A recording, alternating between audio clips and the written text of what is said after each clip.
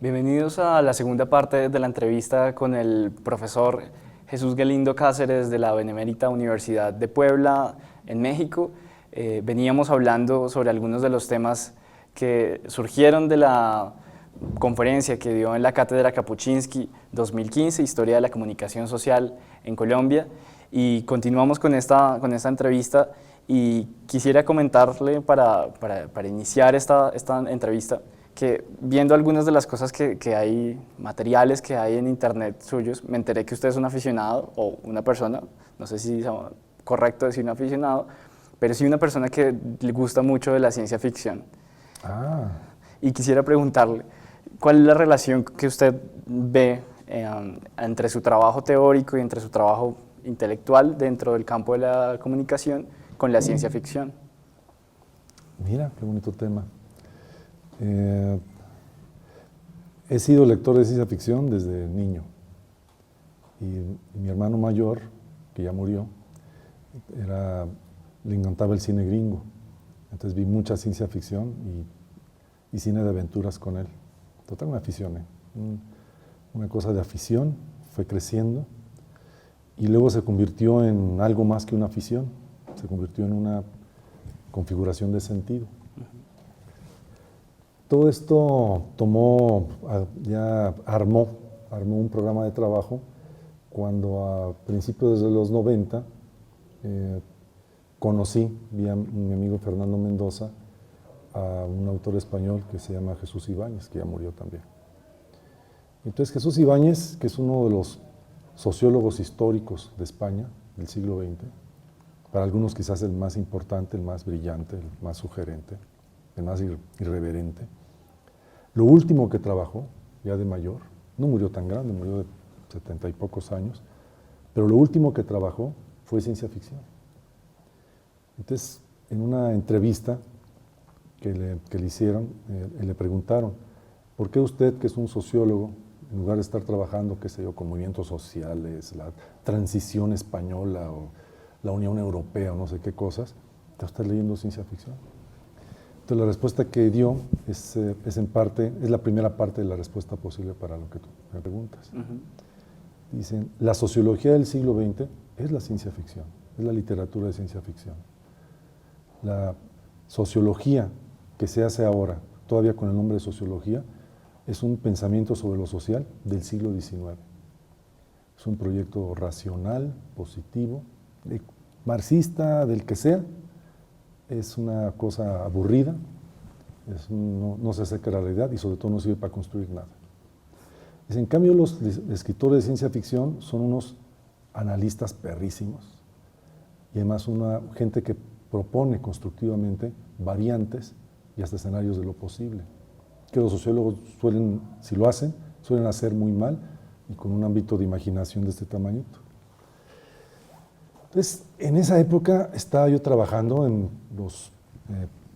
un cierto momento de toda la genealogía del proyecto de ingeniería social, con algo que traje de la literatura, que son los mundos posibles. Entonces, una manera de ver narrativamente la literatura es que la configuración narrativa básica tiene una como especie de estructura gramatical básica, un programa narrativo se le llama, a partir del cual hay variantes. Entonces, si tú conoces esta estructura narrativa básica, a partir de la cual hay variantes, tú puedes escribir 1000 historias, 100,000, las que tú quieras, a partir de una misma configuración genética narrativa. Entonces, en Occidente tenemos unas cuantas de estas, o sea, unas cuantas matrices de lo que puede sucederle a un ser humano, desde mitologías hasta la literatura contemporánea, esta de la Feria del Libro. Sí. Y todo eso tiene variantes, entonces vamos a decir que hay paquetes de libros que en realidad son el mismo libro, están escritos en una misma genealogía gramatical de una de esas matrices narrativas.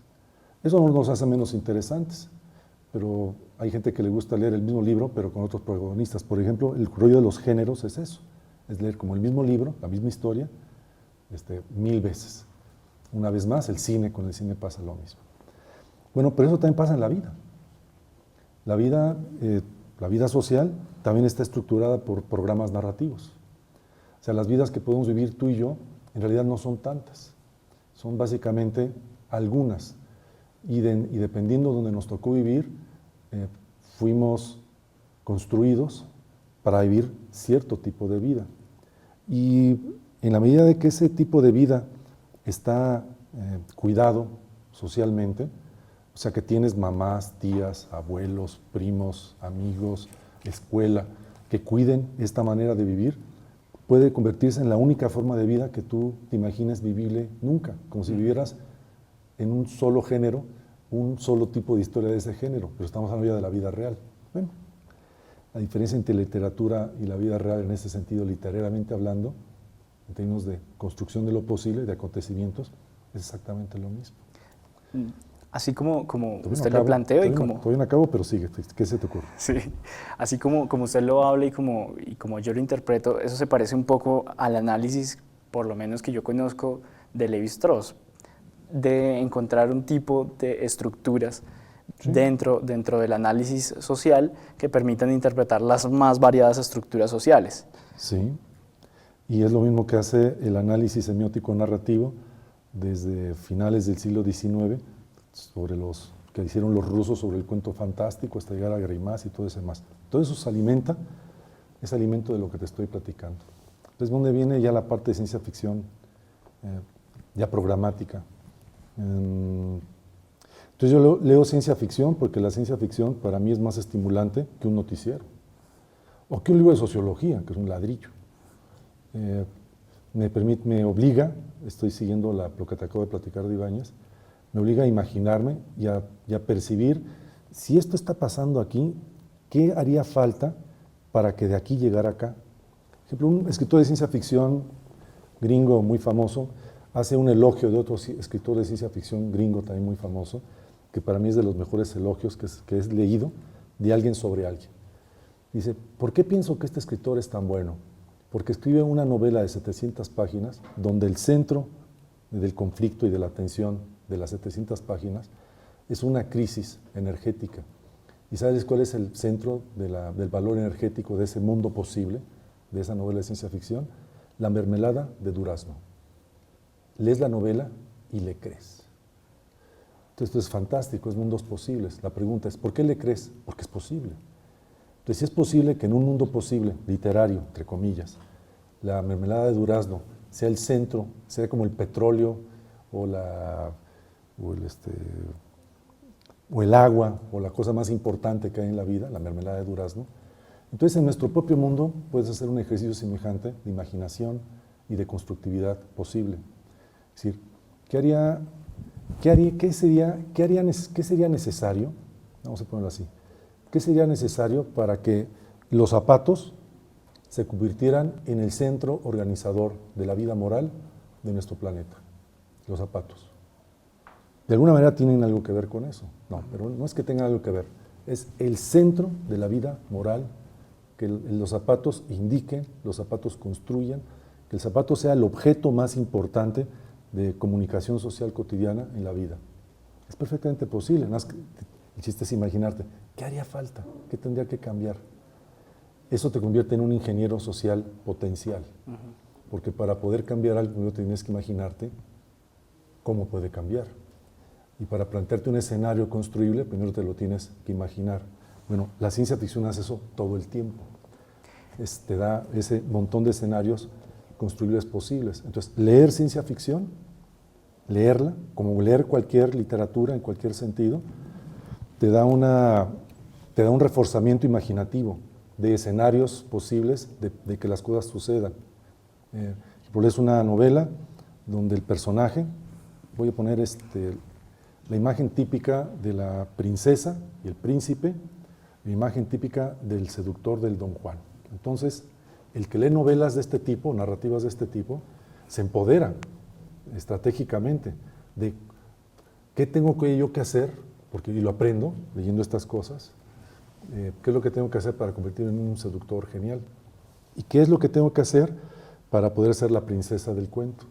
Hoy mismo en la mañana aquí en Bogotá, yendo rumbo a al conversatorio donde me invitaron, estaba yo oyendo un programa en la radio con el taxista, y de pronto la discusión era que apareció en The Guardian, en Inglaterra, una nota donde se hablaba de Colombia y se decía: la estética y el valor actual de la mujer es una narcoestética. Y entonces armó una polémica, según lo que decían ahí, en ciertos ambientes colombianos. Sí. Y entonces se preguntaron a sociólogos y que esto y que el otro, y ahí la mesa redonda, mientras yo iba rumbo allá.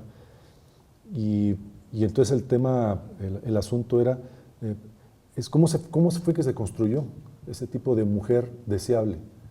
Ese es un tema. El otro tema es que la narrativa, el programa narrativo, o sea, la guía de acción para convertirse en eso, está perfectamente estabilizada. Y eso decía un sociólogo colombiano, de los que fueron entrevistados.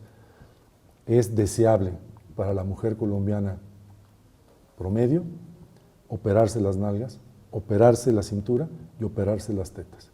Es deseable. Algunas lo hacen, otras no lo hacen, pero muchísimas lo ven como posible y deseable. Eso es maravilloso. Eso se llama ingeniería social. Sí. Entonces diríamos, ¿qué haría falta para que las mujeres, para que el modelo de belleza o de vida femenina, pues para las feministas, fuera distinto? Entonces vamos viendo. Veía ayer o antier mismo acá, en la televisión, en el hotel, un programa de CNN donde se planteaba el por qué las físicas y las matemáticas importantes en la historia de estas dos áreas no son tan importantes como los hombres físicos y las mujeres físicas. Y en realidad, en términos de desarrollo de los paradigmas y de los modelos, hay algunas que incluso son más importantes. Bueno, ¿qué pasaría si empezáramos a empoderar, incluso a divulgar y decir que las mujeres tienen, en contra de lo que es el sentido común y la divulgación, las mujeres tienen más competencias para ser físicas y ser matemáticas que los hombres, y empezáramos a convocar a que ese fuera el ideal de feminidad para las mujeres del futuro? Es como la mermelada de durazno. ¿Qué habría que hacer para que eso sucediera? Bueno, estas figuras de imaginario, de percepción de lo que sucede y de desarrollos posibles, o de lo mismo, o de una cosa diferente, la ciencia ficción me lo da a puños. En cambio, la literatura común y corriente, la telenovela común y corriente, el cine común y corriente, la narrativa común y corriente, no me lo da. Listo. Profesor, muchísimas gracias por esa respuesta y por habernos contado eso. Realmente es muy importante, yo creo, y un llamado de atención importante también para los que estudiamos comunicación social y para las personas que estamos en el medio igualmente.